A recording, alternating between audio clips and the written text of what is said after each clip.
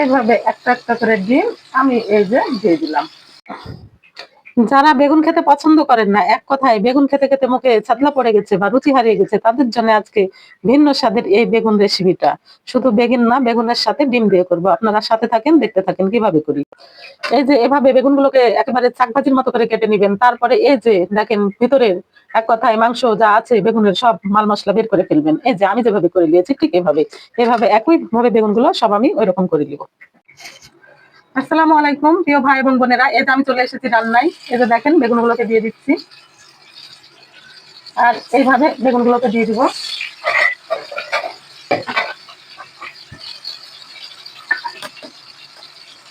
আর এই যে এইভাবে একটা একটা করে ডিম আমি এই যে দিয়ে দিলাম।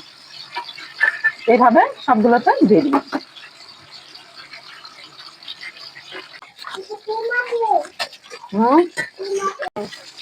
আর এই যে এভাবে এখন আস্তে করে আবার উল্টে দিব। এই যে এভাবে একে একে আমি সবগুলোকে উল্টে দিব।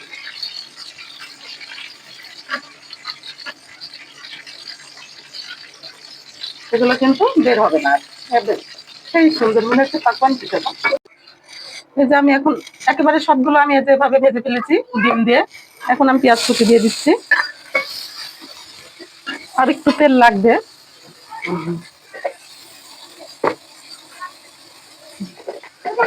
এখন আমি পেঁয়াজটাকে বাদামি করে নিব, তারপরে ভালোভাবে মশলা দিয়ে সবকিছু মশলা দিয়ে কষিয়ে নিব। সব মশলা আমার কষানো হয়ে গেছে, এখন টমেটো দিয়ে দিলাম। টমেটো গুলো দিয়ে একটু কষিয়ে নিব।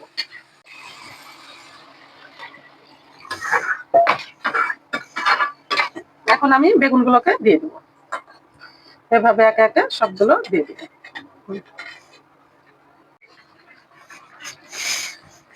এই যে আমার রান্নাটা ফুটে গেছে, এখন ঝোলটা মরে গেলে হয়ে যাবে। যে রান্না হয়ে গেছে তোমার তরকারি বেগুন আলু।